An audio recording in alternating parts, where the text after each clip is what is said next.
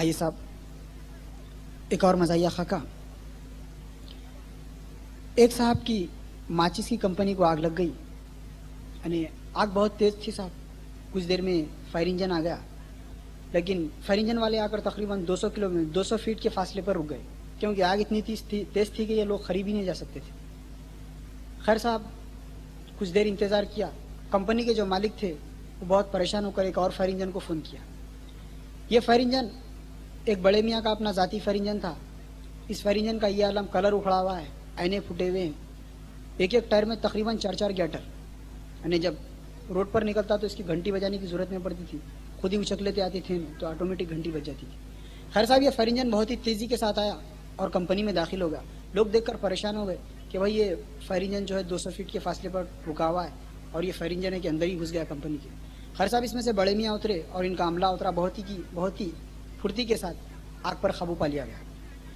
खैर साहब, कंपनी के जो मालिक थे बहुत ही खुश हुए। ये साहब 10,000 रुपये का इनाम ये बड़े मियाँ को दिए। जैसा ये 10,000 रुपये लेके हटे, ये नया जो फायर इंजन था गवर्नमेंट का, ये साहब आके इनसे मुखातिब हुए। मानना पड़ता चीचा, आप ये उम्र में भी जो फुर्ती बताए हैं, आप अपनी हिम्मत और ताकत बताए हैं, मानना पड़ता आपको। वाह क्या हिम्मत है, देखो आपकी हिम्मत पे आपको 10,000 रुपये का इनाम मिला। ये 10,000 रुपये लेके आप क्या करते? सबसे पहले ये कमबख्त फायर इंजन का ब्रेक बनाऊंगा। अरे मैं यहाँ ब्रेक मारा तो वहां जाकर रुकता हूं। आइए साहब, 3 दोस्त आपस में अपनी अपनी बीवियों की तारीफ कर रहे थे।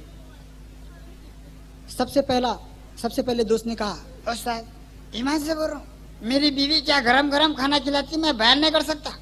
ऐसा गरम गरम भाई मैं बयान ही नहीं कर सकता आपको। भगोने से रिकाबी से डायरेक्ट मेरे मुंह में, हालांकि मैं चीखता हूँ नहीं सुनती, जबरदस्त गरम गरम खिलाती है भाई।